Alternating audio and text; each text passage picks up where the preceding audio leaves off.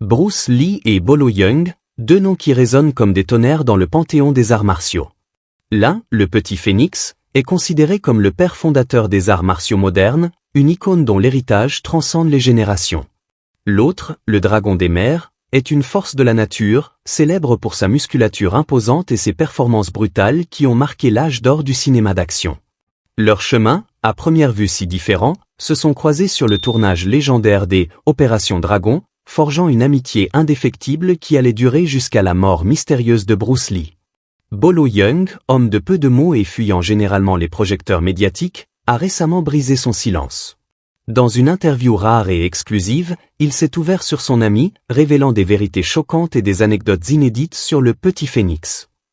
Si vous avez grandi avec les films d'arts martiaux, si vous êtes fasciné par ces légendes, préparez-vous, ce que Bolo a à dire va non seulement approfondir votre compréhension de Bruce Lee, mais aussi éclairer des aspects méconnus de sa personnalité et de ses combats. Restez avec nous, car les révélations de l'homme qui fut son adversaire le plus mémorable vont vous tenir en haleine. Bolo Yeung, naissance d'un géant des arts martiaux. Si le nom de Bolo Yeung évoque immédiatement une silhouette de colosse, vous avez raison. Il est l'une des figures les plus emblématiques du cinéma d'arts martiaux, bien plus qu'une simple masse de muscles. Né le 3 juillet 1946 à Guangzhou, en Chine, l'enfance de Bolo n'a rien eu de glamour. Issu d'un milieu modeste, il a connu très tôt les défis d'une vie difficile. Dans une Chine en pleine quête identitaire, où les arts martiaux étaient bien plus qu'une simple discipline physique, Bolo a trouvé réconfort et objectif dès l'âge de 10 ans. Il a entamé un parcours rigoureux, s'entraînant sous la direction de maîtres de kung-fu renommés, y trouvant non seulement un entraînement physique, mais aussi des leçons inestimables de concentration et de discipline. Animé par un désir profond d'amélioration de soi et cherchant la stabilité au milieu des turbulences sociales ou l'ascension du communisme, les manifestations généralisées et les violations des droits de l'homme, Bolo a approfondi sa pratique, maîtrisant notamment l'ancien art du tai chi, réputé pour sa capacité à améliorer la concentration et la méditation. Pourtant, son séjour en Chine n'était pas destiné à durer. Cherchant un avenir meilleur, Bolo a pris la décision audacieuse de fuir. Il a entrepris un voyage périlleux, traversant à la nage la rivière Shenzhen pour atteindre la frontière de Hong Kong, une colonie britannique alors relativement libérale et un véritable melting pot de culture. C'est dans ce nouvel environnement stimulant que Bolo a développé un vif intérêt pour le fitness et la musculation, convaincu qu'une silhouette forte et bien tonifiée complétait parfaitement la maîtrise des arts martiaux. Cette philosophie, il l'a appliquée avec ferveur et les résultats n'ont pas tardé. En 1969, Bolo a remporté le prestigieux titre de champion de musculation de Hong Kong, un titre qu'il a conservé pendant une décennie impressionnante. Malgré ses réalisations remarquables, Bolo est resté humble, soulignant que ses prouesses n'étaient pas motivées par la gloire personnelle, mais par une quête d'harmonie spirituelle, alignant ses dimensions physiques et spirituelles pour atteindre un véritable équilibre personnel. Cette période transformative à Hong Kong, avec sa scène de musculation en pleine expansion, a été un terrain propice à son épanouissement et à son excellence. Son dévouement a payé généreusement, le propulsant rapidement vers les sommets du succès. L'ascension éclair de Bolo, du culturisme aux écrans. L'ascension fulgurante de Bolo n'est pas passée inaperçue bien longtemps. Sa popularité s'est répandue comme une traînée de poudre à travers le pays, et comme souvent, cette nouvelle notoriété a naturellement ouvert les portes du monde du cinéma et de la réalisation. Parallèlement à la popularité croissante de sa culture cinématographique, Hong Kong était en effervescence, un véritable foyer de créativité et de talent. Des studios légendaires comme Shaw Brothers et Golden Harvest dominaient l'industrie, produisant des films d'action et d'arts martiaux qui, tout comme le phénomène mondial contemporain de la K-pop, ont transcendé leurs frontières nationales, captivant les audiences du monde entier. À une époque marquée par une industrie cinématographique en plein essor, les producteurs et réalisateurs étaient constamment à l'affût de nouveaux talents capables d'insuffler au projet un mélange unique de physicalité et de talent d'acteur. Bolo Yeung, avec sa silhouette impressionnante et son solide bagage en arts martiaux, se positionnait comme le candidat idéal pour les films de cette ère. Compte tenu de ses références, il n'était pas surprenant qu'il s'intègre parfaitement dans le monde dynamique du cinéma hongkongais, laissant rapidement une empreinte indélébile sur l'industrie. Dès la fin des années 60, les dirigeants de studios ont reconnu le potentiel brut de Bolo et ont commencé à lui offrir des rôles, bien que petits au début. Si ces rôles initiaux pouvaient sembler mineurs, ils ont néanmoins posé les bases de ce qui allait devenir une trajectoire de carrière remarquable et d'une influence durable. La silhouette imposante et le comportement énigmatique de Bolo lui ont conféré une présence naturellement intimidante à l'écran. Son regard stoïque en faisait souvent le parfait méchant, des personnages qui n'avaient pas besoin de beaucoup parler pour transmettre leur aura menaçante. Quand il était temps d'agir, tout le monde savait que Bolo était synonyme de problème. Malgré ses progrès dans le monde du cinéma, Bolo a dû affronter de nombreux défis. L'industrie du film à cette époque était férocement compétitive, exigeant des individus une persévérance inébranlable et une capacité à s'affirmer comme des talents redoutables pour vraiment réussir. En plus des défis professionnels, Bolo devait faire face à une barrière linguistique importante à son arrivée à Hong Kong. Bien que chinois, il devait naviguer non seulement les différences linguistiques du cantonais, mais aussi les subtilités culturelles de son nouvel environnement. La percée de Bolo est survenue lorsqu'il a attiré l'attention des cadres des studios Shaw Brothers, l'une des maisons de production cinématographique les plus prestigieuses de Hong Kong, réputée pour des classiques comme Dolomite et The Five Deadly Venons. Les studios Shaw Brothers comprenaient l'importance des méchants convaincants dans leurs films, et en Bolo, ils voyaient l'incarnation parfaite d'un tel personnage, stoïque, discipliné et d'une détermination sans faille. Le parcours de Bolo avec les studios Shaw Brothers a marqué un tournant majeur dans sa carrière. Il a décroché des rôles dans plusieurs de leurs productions, allant de récits héroïques à des drames intenses comme Deadly Duo et Angry Guest. Avec chaque film, Bolo a consolidé son statut d'icône des arts martiaux et de présence imposante à l'écran. Sa représentation des méchants est devenue légendaire, mêlant puissance physique et une profondeur psychologique rare. Les personnages de Bolo dégageaient à la fois force et subtilité, suscitant à la fois la peur et le respect chez les spectateurs. Ce qui le distinguait, c'était sa capacité à transcender l'image stéréotypée d'un méchant purement musclé. Bolo a insufflé à ses rôles des couches de complexité, transformant des personnages en apparence unidimensionnelle en individus aux multiples facettes. Les spectateurs étaient captivés par la représentation de Bolo des méchants qui, malgré leur rôle antagoniste, suscitaient de l'empathie et de la compréhension à travers sa physicalité et ses performances nuancées. Dans une industrie saturée de méchants stéréotypés, Bolo a réussi à se tailler une niche distincte pour lui-même. Ces personnages n'étaient pas de simples obstacles à surmonter pour les héros, ils étaient essentiels aux intrigues, faisant souvent avancer les histoires et ajoutant des couches de complexité au film. Ce qui distinguait Bolo, c'était sa capacité à insuffler à ses rôles une personnalité et un charisme unique, rendant ses personnages incroyablement captivants. Au lieu de se conformer aux stéréotypes, Bolo apportait profondeur et nuance à ses performances, captivant le public avec sa présence à l'écran. De plus, sa silhouette imposante renforçait encore sa réputation dans l'industrie cinématographique. Sa musculature non seulement ajoutait de l'authenticité à ses scènes d'action, mais contribuait également à son attrait global en tant que star des arts martiaux. Travailler avec les studios Shaw Brothers a offert à Bolo des opportunités inestimables de collaborer avec certains des talents les plus estimés de Hong Kong, notamment des réalisateurs, des chorégraphes et des acteurs. Cette exposition à l'excellence lui a permis de perfectionner son métier et de peaufiner ses compétences d'acteur, se poussant constamment à offrir des performances remarquables. En naviguant à travers les styles différents des réalisateurs et en s'adaptant à diverses techniques de tournage, le temps de Bolo avec les studios Shaw Brothers s'est avéré déterminant dans la formation de son héritage et de son influence dans le cinéma des arts martiaux.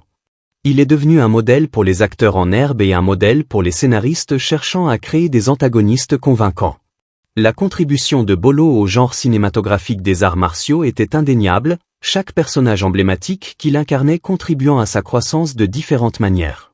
Alors que le vivier de talent dans l'industrie cinématographique de Hong Kong ne cessait de croître, la demande pour des acteurs capables d'apporter des perspectives nouvelles à différents scénarios augmentait également.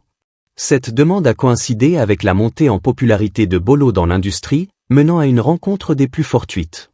Ne manquez pas la suite de cette histoire, abonnez-vous et activez la cloche.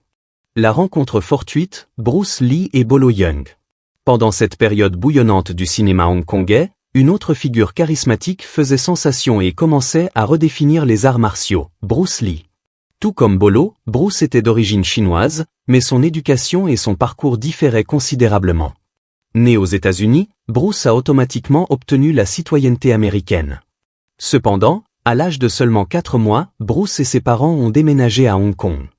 C'est là que le jeune Bruce a été exposé pour la première fois au monde fascinant du cinéma, grâce à son père, qui était une star reconnue de l'opéra cantonais.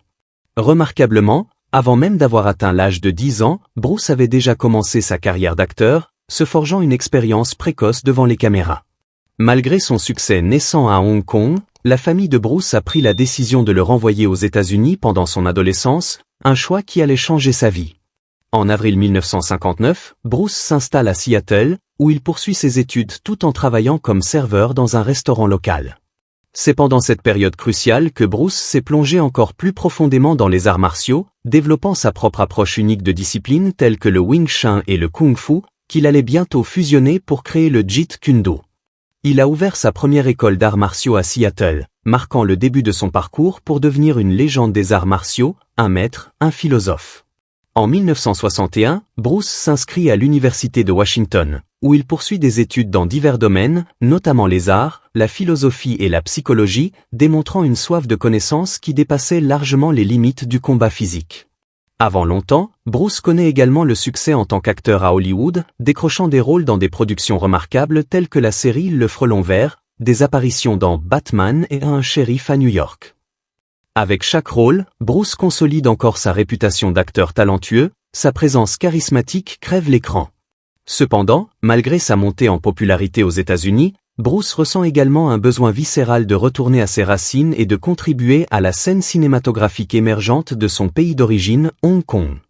C'est dans cette atmosphère vibrante d'innovation et de créativité que les chemins de Bruce Lee et de Bolo Yeung se sont finalement croisés, une rencontre qui allait devenir légendaire.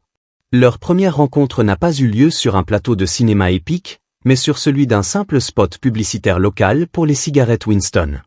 Dès qu'ils se sont rencontrés, Bruce et Bolo ont tout de suite sympathisé, nouant un lien qui se renforcerait considérablement avec le temps. La connexion était instantanée, un respect mutuel entre deux forces de la nature. Finalement, Bruce, reconnaissant le potentiel et la présence de Bolo, l'a invité à le rejoindre dans son prochain film majeur, Opération Dragon, Enter the Dragon, un rôle qui aurait un impact profond sur leurs carrières respectives et sur l'histoire du cinéma d'arts martiaux. Pour accomplir cette tâche, le maître d'arts martiaux devait se rendre sur une île reculée et participer à un tournoi épuisant, confrontant une galerie de personnages mémorables. Opération Dragon s'est révélé être un succès à bien des égards. Le film a non seulement élevé le genre des arts martiaux avec son art et sa chorégraphie novatrice, mais a également rencontré un succès commercial phénoménal, rapportant à ce jour plus de 400 millions de dollars à travers le monde, malgré un budget initial modeste d'environ 850 000 $, un retour sur investissement absolument remarquable. Il est intéressant de noter que c'est pendant Opération Dragon que Bolo a acquis son surnom. En incarnant le personnage nommé Bolo dans le film, le surnom lui est resté par la suite, et Young SZ est officiellement devenu connu sous le nom de Bolo Yeung. Au cours de leur collaboration intense sur Opération Dragon, Bolo et Bruce ont forgé un lien solide. Ils ont travaillé étroitement sur les techniques de combat, échangeant des connaissances et apprenant l'un de l'autre sur les approches efficaces de la chorégraphie et d'autres aspects du cinéma, perfectionnant des scènes qui allaient devenir cultes. Cette synergie sur le plateau a cimenté une amitié profonde, basée sur le respect mutuel et une passion partagée pour l'excellence martiale. Pour ne rien manquer de ces récits légendaires, pensez à activer les notifications de notre chaîne. Les révélations de Bolo, Bruce Lee, le maître inégalé. Dans Opération Dragon, Young a incarné le rôle redoutable du second du méchant, tandis que Bruce Lee occupait la position centrale de protagoniste principal, le héros charismatique. Bien que Young évite généralement l'attention médiatique et soit connu pour sa discrétion, il a récemment brisé le silence lors d'une interview rare, offrant des perspectives profondes et inédites sur son amitié avec Bruce Lee. En novembre 2022, le culturiste chinois s'est enfin ouvert sur Bruce Lee lors d'une interview en mandarin, plus tard traduite en anglais par Birdie Bruce Lee Central. Au cours de la conversation, Young a révélé des détails fascinants sur la personnalité de Lee et partagé des anecdotes intrigantes tirées des plateaux de tournage de Opération Dragon. Il a raconté comment Bruce Lee était souvent défié sur le plateau, car beaucoup voulaient tester la véracité de sa réputation. Young a affirmé, Bruce ne voulait pas se battre, mais il se sentait obligé de le faire.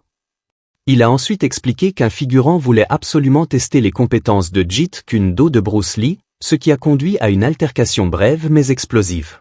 Reconnaissant les réflexes ultra rapides de Lee, Young a commenté avec admiration, il a donné un coup de pied à l'extra dans la tête, et le combat était terminé. Bruce était trop rapide. Clairement impressionné par la maîtrise martiale inégalée de Lee, Young a exprimé son admiration pour sa vitesse remarquable, soulignant « sa vitesse était incroyable ». Bruce Lee était renommé pour sa vitesse éclair, capable de délivrer 8 coups de poing en une seule seconde, une prouesse quasi surhumaine. Parmi ses techniques célèbres figurait le légendaire coup de poing d'un pouce, un mouvement dévastateur qu'il avait maîtrisé à la perfection. Dans ce mouvement, Bruce se tenait extrêmement près de son adversaire et délivrait un coup de poing si puissant que son impact se faisait ressentir dans tout le corps du receveur, le propulsant violemment en arrière. La physique derrière ce coup a intrigué les experts du monde entier. La version de Bruce atteignait une vitesse impressionnante de 190 km/h, et la force derrière celui-ci pouvait envoyer une personne de 90 kg voler sur 5 mètres, une démonstration de puissance pure. La vitesse et la puissance extraordinaire de Bruce étaient le résultat direct de son programme d'entraînement rigoureux, axé sur l'amélioration constante de sa vitesse, de sa force et de son endurance. Les révélations de Bolo Yeung offrent un aperçu précieux de la véritable force de Bruce Lee, au-delà de l'écran, confirmant pourquoi il était une légende. Bruce Lee vs Bolo Yeung, le combat des titans? La question inévitable qui a toujours fasciné les fans d'arts martiaux. Dans un affrontement hypothétique, qui l'emporterait entre Bruce Lee et Bolo Yeung? Tant Lee que Yeung étaient renommés pour leur exceptionnelle puissance physique et leur expertise dans diverses disciplines d'arts martiaux, chacun incarnant une facette différente de la perfection martiale. Lee était profondément ancré dans le Wing Chun, un art martial qu'il avait perfectionné avant de créer son propre style unique et révolutionnaire connu sous le nom de Jeet Kune Do, la voie du poing qui intercepte. Au-delà des arts martiaux, Lee éblouissait le public avec ses compétences en danse et ses remarquables prouesses acrobatiques, ajoutant une dimension artistique à sa puissance physique. D'un autre côté, le répertoire de Yeung comprenait un mélange redoutable de karaté et de kung-fu, mettant en valeur sa force brute et son agilité remarquable, digne d'un vrai tank humain. L'approche de Bruce Lee dans le Wing Chun privilégiait la vitesse, la précision et l'efficacité des mouvements, rejetant l'inutile pour aller droit au but. Il croyait fermement en l'adaptation des techniques d'arts martiaux pour convenir aux forces et aux faiblesses individuelles, rejetant une approche universelle de combat rigide. En revanche, l'entraînement de Bolo Yeung mettait l'accent sur la puissance brute et l'endurance, en se concentrant sur la délivrance de coups dévastateurs capables de neutraliser rapidement les adversaires. Dans un affrontement hypothétique entre Bruce Lee et Bolo Yeung, Lee compterait probablement sur son agilité, sa vitesse fulgurante et ses réflexes rapides pour éviter les redoutables coups de Yeung. En utilisant son expertise en Wing Chun et en Jeet Kune Do, Lee chercherait à exploiter les ouvertures dans la défense de Yeung en visant des zones vulnérables comme les yeux, le nez et la gorge avec des frappes rapides et précises, portées avec une efficacité chirurgicale. Le légendaire coup de poing d'un pouce de Lee servirait d'arme mortelle, délivrant une force considérable sur une courte distance, capable de briser les défenses les plus solides. Cependant, la puissance brute, l'endurance et la masse musculaire de Bolo Yeung poseraient des défis importants et sans précédent pour Bruce Lee. Un solide coup de Yeung pourrait potentiellement neutraliser ou mettre KO Lee, étant donné la force inégalée de Yeung et sa capacité à encaisser. De plus, l'arrière-plan martial solide de Yeung et son régime rigoureux de musculation le rendraient remarquablement résistant, capable de supporter des punitions substantielles et de continuer le combat malgré les blessures subies. Dans leurs entreprises cinématographiques, Bruce Lee a ouvert la voie dans le genre des films d'arts martiaux, jouant dans des œuvres emblématiques telles que La Fureur de vaincre et le mythique Le Jeu de la mort. Reconnu pour sa présence charismatique à l'écran et sa capacité à réaliser ses propres cascades, Lee a transcendé le simple jeu d'acteur pour devenir une voix philosophique influente dans la communauté des arts martiaux mondiaux. Au contraire, Yeung s'est taillé une place de choix en tant qu'antagoniste notoire, le méchant par excellence qui terrifie le public. Sa collaboration avec Lee a couvert des films comme Opération Dragon et Le Jeu de la mort, où la physionomie menaçante et la menace à l'écran de Yeung ont solidifié son statut de choix incontournable pour des rôles de méchants redoutés. Renommé pour ses démonstrations extraordinaires de force, telles que la rupture de briques avec ses mains et le pliage de barres d'acier, la présence imposante de Yeung a laissé une empreinte indélébile sur le paysage cinématographique des arts martiaux. En fin de compte, prédire l'issue d'une confrontation entre Bruce Lee et Bolo Yeung reste impossible et relève du fantasme. Les deux artistes martiaux possédaient un talent et des compétences extraordinaires, chacun avec ses forces et ses faiblesses uniques et distinctes.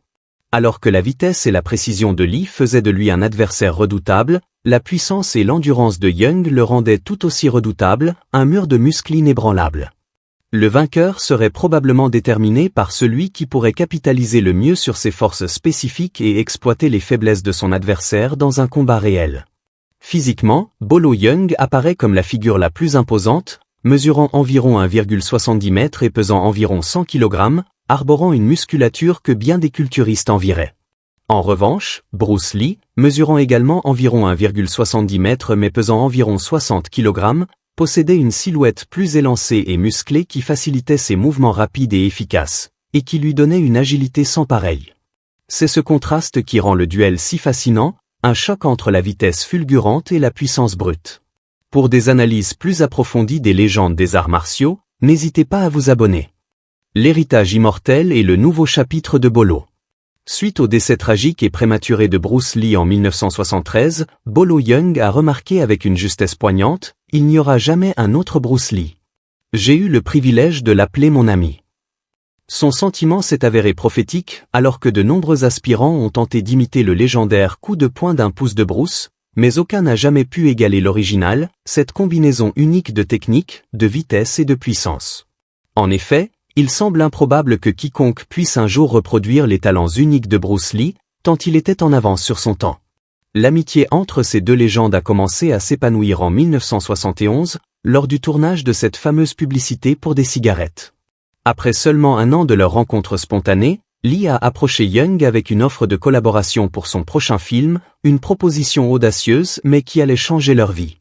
De manière intrigante, Yeung a accepté avec enthousiasme l'invitation de Lee et a accepté de partager l'écran avec lui. Ainsi, Lee et Bolo se sont retrouvés à jouer les premiers rôles dans Opération Dragon, un film qui allait devenir un jalon indépassable dans l'histoire du cinéma. Leur relation était fondée sur une admiration et un respect mutuel profond, les deux hommes étant des pionniers de la promotion et de la vulgarisation des arts martiaux à l'échelle mondiale. Leur lien était celui d'âmes sœurs artistiques, se poussant mutuellement à exceller dans leurs entreprises artistiques et professionnelles, cherchant sans cesse à repousser les limites du possible. Ensemble, ils ont collaboré à ce qui reste aujourd'hui l'un des films d'arts martiaux les plus emblématiques et influents de tous les temps. Le parcours de Bolo vers la gloire a pris une tournure poignante avec le décès prématuré et inattendu de Bruce Lee. La perte a été dure pour Bolo, car Bruce n'était pas seulement un camarade de jeu, mais aussi une source d'inspiration profonde, le propulsant vers des sommets plus élevés dans le domaine des arts martiaux. Cependant, au milieu de la tristesse et du deuil, un nouveau chapitre s'est ouvert pour Bolo. Le succès retentissant des Opérations Dragon l'a propulsé dans le monde de la renommée hollywoodienne, réalisant le rêve convoité de nombreux acteurs à travers le monde.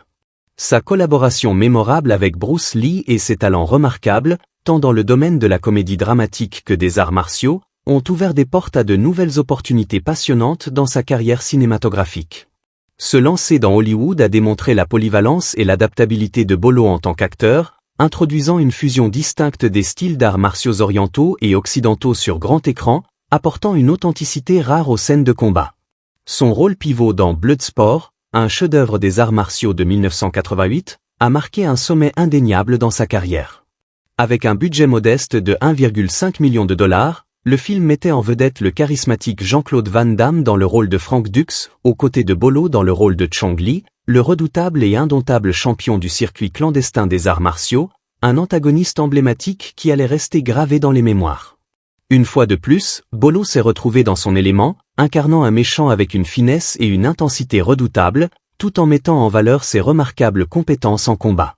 Sa silhouette sculptée et son talent d'acteur dans le rôle de Chong Li lui ont permis de dégager à la fois du charme et une menace palpable, créant un personnage qui posait un défi redoutable aux protagonistes du film, ce qui a valu à Bolo une nouvelle reconnaissance et l'adoration du public mondial. Tout comme son expérience avec Opération Dragon, Bolo a développé une camaraderie profonde avec Van Damme lors du tournage de Bloodsport. Leur respect mutuel pour les compétences de l'autre a évolué en une profonde amitié, incitant Van Damme à inviter Bolo à le rejoindre dans sa prochaine aventure, Double Impact, solidifiant leur collaboration à l'écran. Le parcours de Bolo s'est poursuivi avec de nombreux projets, devenant une source d'inspiration pour les aspirants artistes martiaux cherchant à égaler son succès. Malgré sa retraite aujourd'hui, son influence reste palpable dans le domaine des arts martiaux, de nombreux luminaires d'aujourd'hui le reconnaissant comme une figure pivotale et un modèle. En conclusion, même s'il n'a peut-être pas détenu le titre d'acteur d'arts martiaux le plus éminent de son époque, Bolo Yeung a indéniablement laissé une marque indélébile grâce à ses collaborations avec des piliers de l'industrie comme Bruce Lee. Il a su se tailler une place unique et vénérée parmi les artistes martiaux les plus respectés de tous les temps. Et voilà pour cette plongée fascinante dans la relation entre Bruce Lee et Bolo Yeung. Que pensez-vous de la dynamique à l'écran entre Lee et Bolo? Lequel des deux vous impressionne le plus par ses prouesses? Partagez-nous vos réflexions dans la section des commentaires ci-dessous. N'oubliez pas de liker et de vous abonner pour montrer votre soutien et nous aider à créer encore plus de contenu sur ces légendes. Merci de nous avoir rejoints, et à très bientôt pour la prochaine vidéo.